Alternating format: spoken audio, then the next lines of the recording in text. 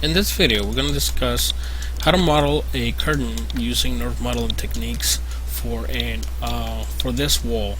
And again, the reason I'm going to be using nerve modeling techniques for this is because of the odd shape of this kind of round wall over here. I could very well use a cylinder, but I believe I can get a better result by using the nerve modeling techniques. So I'm going to start by going into the top viewport. I'm going to switch to wireframe, and then I'm going to go ahead and select my Bezier curve tool.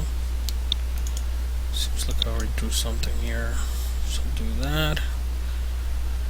And I'm going to be using my Bezier curve tool, so I'm going to start drawing. Just along the window here. Okay, and it looks like that's going to work pretty well. I'm going to go back into my perspective. My curve was drawn at 0 here, and notice that the pivot point is still at the 0, 0, 0 location. So I want to make sure I actually center that pivot to my splines for easier access. Then I'm just going to move it up. I can go back into my top viewport, maybe modify it a little bit.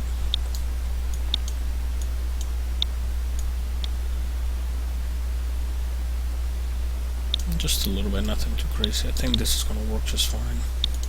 So switching back into my actually, now that I'm here, I want to the second thing that I'm going to do, it's create a nerve circle. Again, I can't see it because I'm not in wireframe mode, but it's right there. And then I'm going to use my snap to curves tool to be able to snap the circle to my original spline. I'm going to go back to perspective, and I need to modify this a little bit because it's a little bit too large.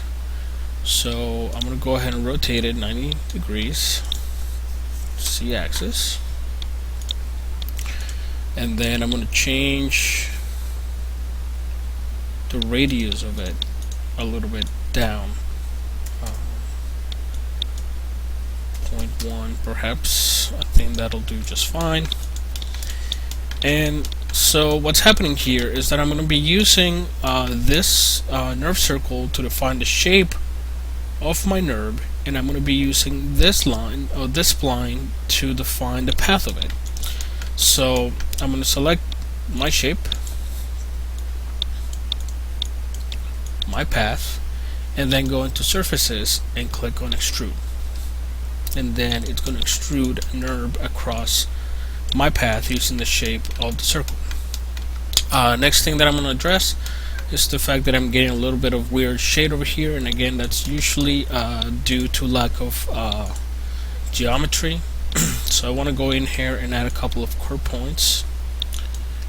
And again, anything that I do to my curve is going to affect my surface. So I'm just adding a point there. I'm going to come here to the end and do the same thing, something like that. And then I want to go into edit curves and insert those knots, and it just added a little bit of resolution there, so I don't see that being a problem. I can always move these points around. I'm just going to leave it as is for the sake of the demonstration. I'm also having a little bit of a weird thing going on here. Probably happened while I was drawing the curve, and again, I can always come here and just fix it.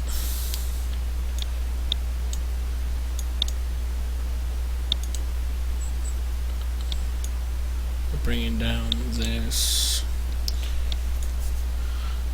and that should work fine for now. Alright, so I have the rod. The next thing I want to do is start drawing in my curtain.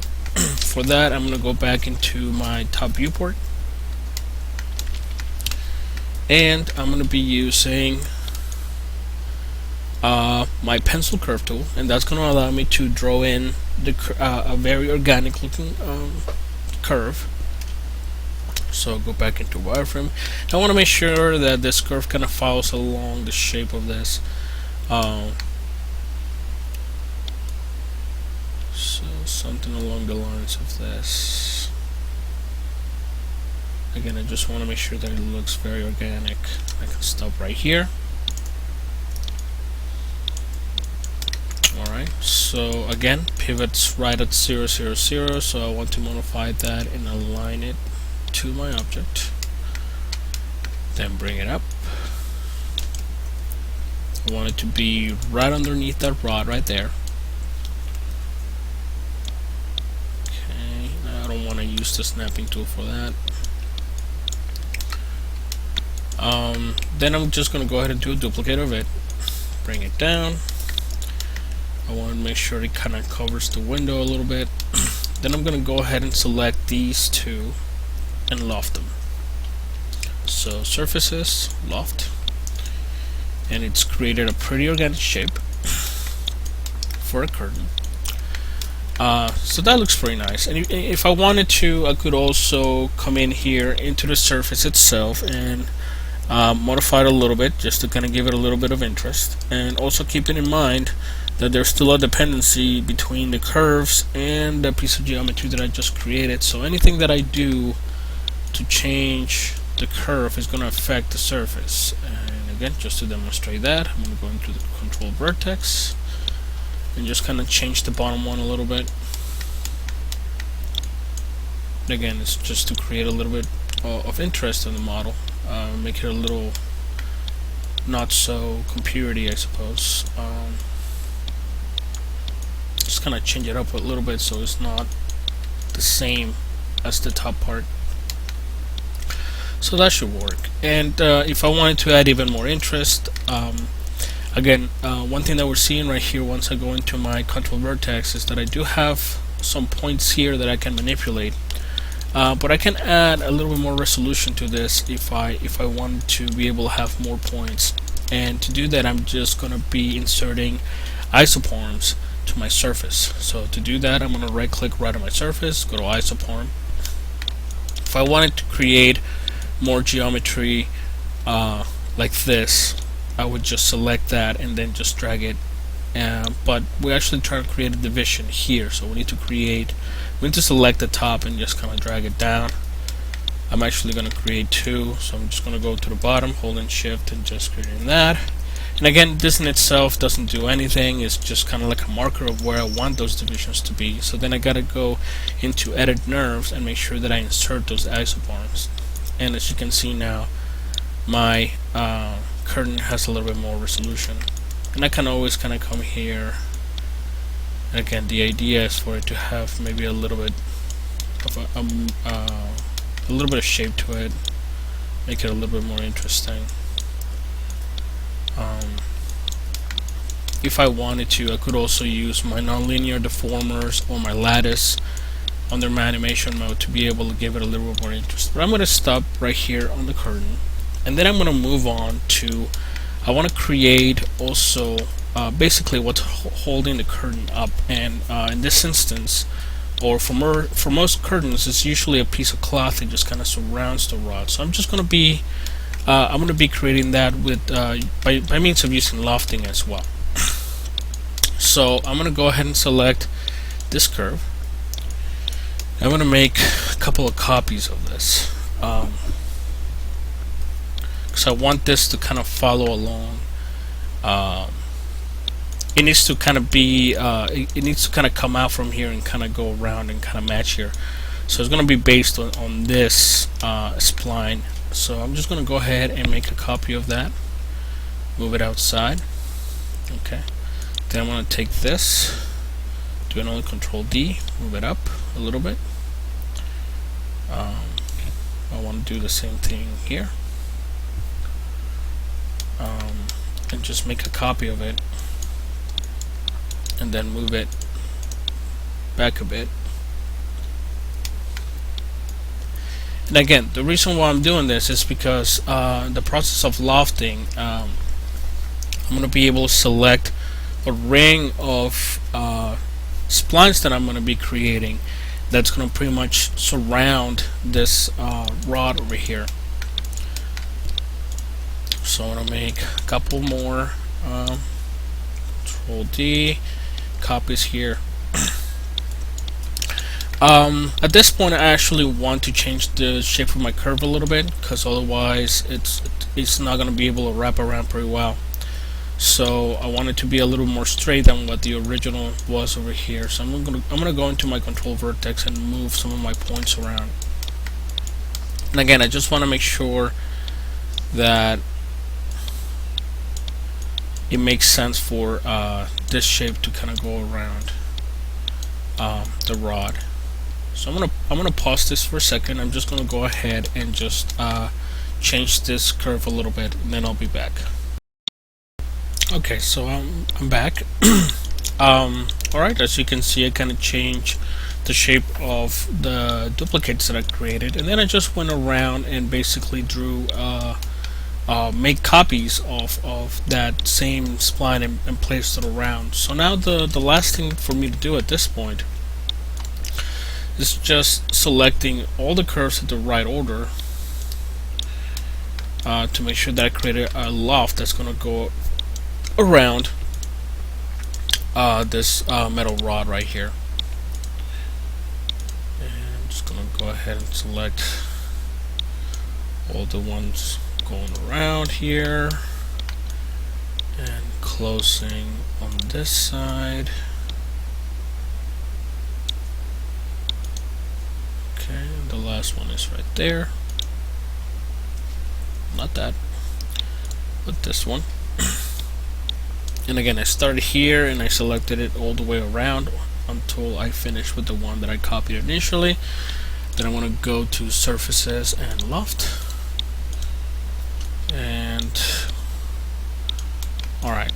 So the nice thing is that it looks like it started right off of where our curtain kind of started. We are having a couple of collapsing issues. As you can see, a curtain, it's kind of going through that rod a little bit. Some funky stuff here in the back, but again, it's something that you can kind of solve directly. I mean, you don't have to undo it and just kind of redo it again. You can always just edit the curves here, and it'll affect the nerve that this surface that we just created. So I'm just gonna go ahead and edit these curves a little bit. And again, I want to make sure that I'm selecting only either the curves. I can actually also go locally into this surface that I just created and move some points around, but I think it's a little better if I actually go into the curves themselves and make some changes locally there. So let's just move some stuff around.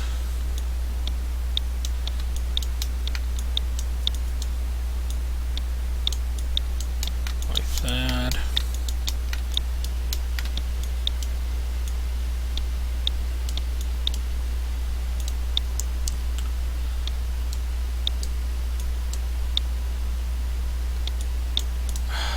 Alright, let's trying to get to the control point here so I can just edit this. Maybe it's better if I just go into a wireframe mode and just select it directly. Does seem to work a little better.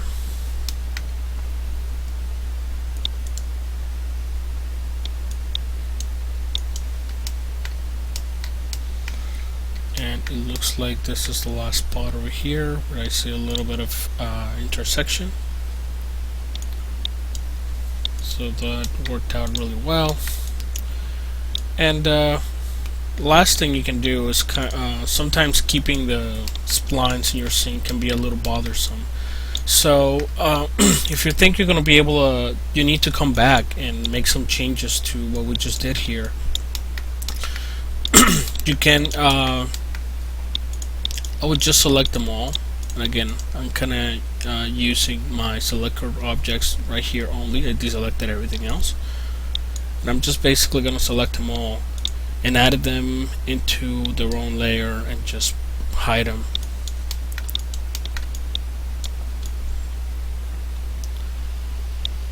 And okay, now we have a curtain for a room. And I can always go in here and also manipulate directly also the surfaces themselves. So sometimes the curves, again, there's always a dependency there, but you can always just kind of go in here directly and manipulate these. So again, just to reiterate everything that we just did, we basically created a curtain rod by using a spline with the shape of the wall over here, and then I created a circle spline, and I utilized surf extrude, and by doing that it extruded on the shape of the circle along that spline.